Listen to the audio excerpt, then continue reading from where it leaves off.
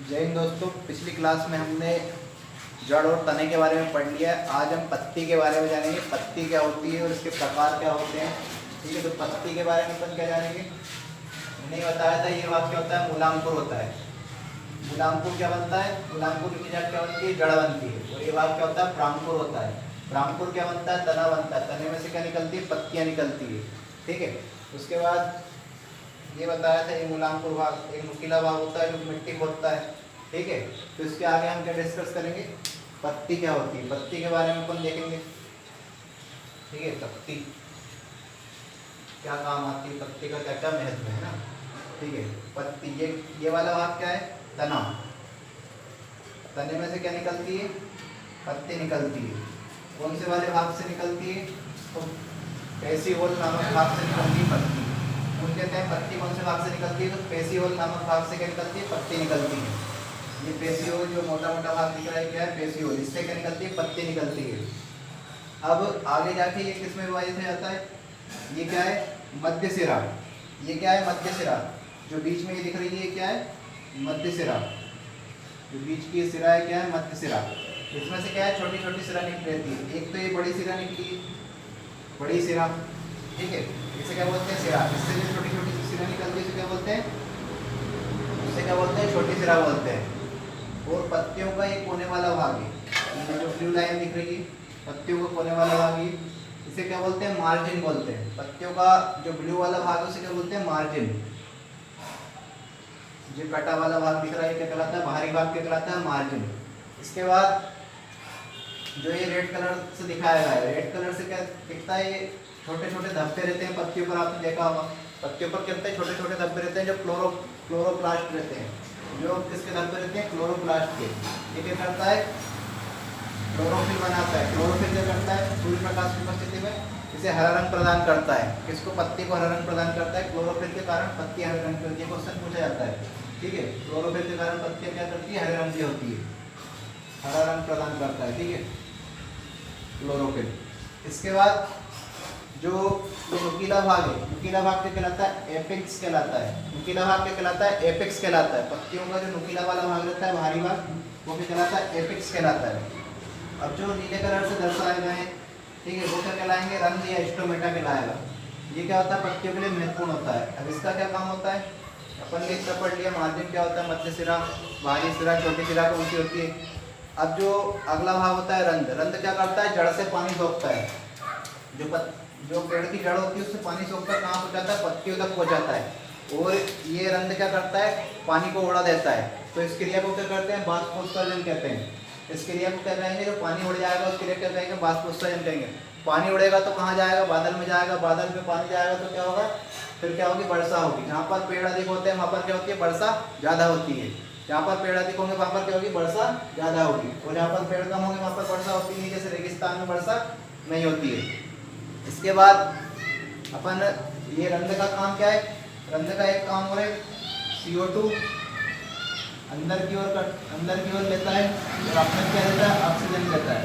अपने को क्या देता है, ऑक्सीजन बाहर की ओर फेंकता है। इसी के माध्यम से क्या होता है, प्रकाश संश्लेषण की क्रिया होती है। प्रकाश संश्लेषण क्रिया में क्या होता है, CO2 अंदर, पेड़ अपने आप अंदर ले लेता है और ऑक्सीजन क्या करता है, बाहर फेंक देता है। इसके बाद अपन पत्तियों के प्रकार पढ़ेंगे। पत्तियों के प्रकार क्या है, इतना आपको समझ आया होगा। पत्तियां पहले पढ़ेंगे अपन ये साइड के आधार पर। साइड के आधार पर पत्तियां कितने प्रकार की होती है, साइड के आधार पर, साइड के आधार पर पत्तियां दो प्रकार की होती है। दो प्रकार कौन सी, सरल पत्ती और संयुक्त पत्ती। पहली कौन सी होती है, सरल पत्ती। सरल पत्ती पहली कौन सी होती है, सरल पत्ती। इसमें क्या होता है, बाहरी भाग इसका सिंपल होता है। सरल पत्ती का जो बाहरी भाग होता है, जैसे आपने देखी होगी ऐसी पत्ती, इसका बाहरी भाग क्या होता है, ये सिंपल होता है। ठीक है, सरल पत्ती का बाहरी भाग क्या होता है, सिंपल होता है। जैसे पीपल, उदाहरण केला, इनकी क्या होती है, पत्ती सीधी सिंपल होती है। इसके बाद दूसरा पढ़ेंगे अपन संयुक्त पत्ती। संयुक्त पत्ती क्या होती है, संयुक्त पत्ती दूसरी आती है साइड के आधार पर। संयुक्त पत्ती क्या होती है, ये कटी पिटी टाइप में पत्ती होती है। इसका बाहरी भाग क्या होता है, कटा होता है। जैसे ये पत्ती दिख रही है, इसका बाहरी भाग कटा हुआ है। उसका कैसा था, सिंपल था। इसका बाहरी भाग क्या है, कटा हुआ है। तो ये क्या कहलाएगी, संयुक्त पत्ती कहलाएगी। जैसे गुलाब देखा होगा आपने, नीम देखा होगा, इनकी पत्तियां क्या रहती है, कटी हुई रहती है। उदाहरण के तौर पर बोल सकते हैं गुलाब और नीम की पत्ती कैसे रहती है, कटी हुई रहती है। तो क्या होगा, ये संयुक्त पत्ती हो गई। इसके बाद साइड के आधार पर अपन ने पढ़ लिया, ठीक है। इसके बाद अपन क्या पढ़ेंगे, इसके आधार पढ़ेंगे सिरा के आधार पर। सिरा के आधार पर कितने प्रकार का होता है, सिरा के आधार पर, सिरा के आधार पर भी दो प्रकार से इनका बंटवारा होता है पत्तियों का। सिरा के आधार पर क्या होता है, एक होता है एकांतर, एक क्या होता है, एकांतर, एक होता है एकांतर पत्ती। और इसमें क्या पढ़ सकते हैं अपन, इसमें सिरा लाइन से होती है। इसमें सिरा कैसी होती है, लाइन से होती है। ऐसे जैसे ये पत्ती है, इसमें सिरा ये इस टाइप से लाइन से रहेगी। इसमें पत्तियां भी क्या रहती है, बड़ी रहती है। इसमें पत्तियां क्या रहती है, बड़ी रहती है। और इसमें पत्तियां बड़ी रहती है और सिरा क्या रहती है, लाइन से रहती है। ये क्या कहलाता है, एकांतर पत्ती कहलाता है। इसके बाद क्या आता है, जालिकाबद्ध पत्ती, जिसमें जालिका पाई जाती है। जालिकाबद्ध पत्ती कौन सी है, जालिकाबद्ध पत्ती। ये जो पत्ती दिख रही है जालिकाबद्ध है, इसमें क्या होती है, बहुत सारी जालिकाएं होती है। ये पत्ती कैसे होती है, छोटे रूप में होती है। ये पत्ती कैसे रूप में होती है, छोटे रूप में होती है। इसमें क्या होता है, जैसे जिसे आपने देखा होगा आम की पत्ती, आम कैसा होता है, इसमें इसकी पत्ती छोटी होती है और जालिकाबद्ध होती है। याद रखना, इसकी पत्ती में जालियाँ पाई जाती है इस टाइप से, बहुत सारी ना, ठीक है। इस टाइप से कर सकते हैं अपन, ठीक है। तो जालिकाबद्ध होती है और छोटी पत्ती होती है, ये याद रखना। इसके बाद अपन रूपांतरण के अनुसार इसको देखते हैं। रूपांतरण के अनुसार क्या होता है, अब रूपांतरण के अनुसार क्या होता है, पानी की कमी के कारण क्या होती है, जैसे रेगिस्तान में देखा होगा। रूपांतर के अनुसार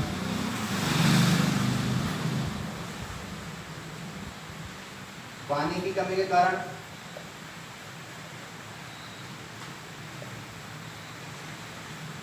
पानी की कमी के कारण क्या आती है, कांटेदार पत्ती होती है रेगिस्तान में। जैसे कैक्टस की पत्ती आप लोगों ने देखी होगी, ये जीरोफाइटिक में आते हैं। कैक्टस की पत्ती देखी होगी आपने, मरूदबीज भी कहते हैं इसको हिंदी में, जीरोफाइट को, ठीक है।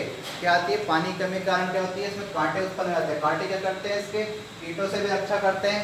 और जो क्या करते हैं, कांटे जो पानी, इसमें पानी रहता है उसको मतलब उड़ने नहीं देते हैं, ठीक है। कांटे क्या काम है, पानी उड़ने नहीं देंगे। तो इसका उदाहरण क्या जाएगा, कैक्टस। इसका पहला पॉइंट पानी की कमी के कारण। दूसरा, इसमें क्या होता है, एक पत्ती और आती है, इसमें नाइट्रोजन की कमी रहती है। नाइट्रोजन की कमी के कारण क्या होता है,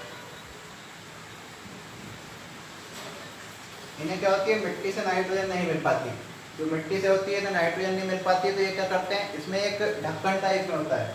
जैसे इस टाइप से एक पत्ती होती है, इसमें ऊपर एक ढक्कन लगा होता है।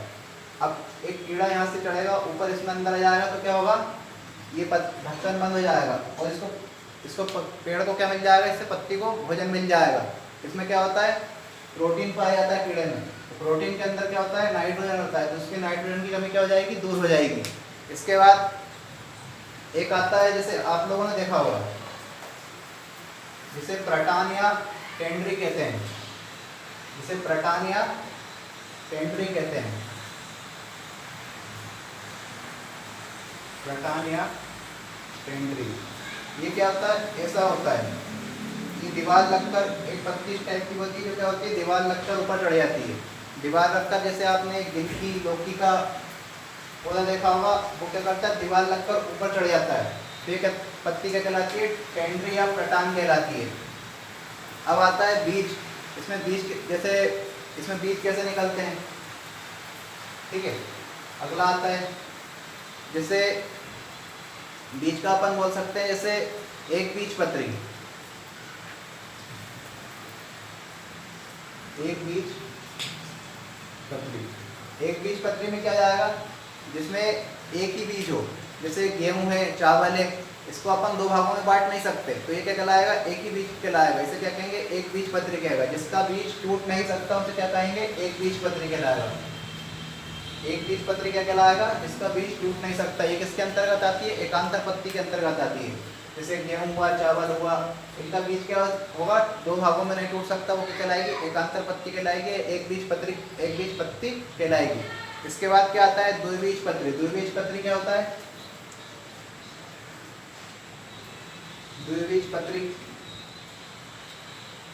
द्विबीजपत्री क्या होती है, इसमें दो बीज होते हैं। जैसे आपने देखा होगा चना को अपन दो भागों में तोड़ सकते हैं, चना हुआ, जामुन हुआ, ठीक है। इनकी पत्ती कैसे होती है, छोटी रहती है, ये द्विबीजपत्री कहलाते हैं।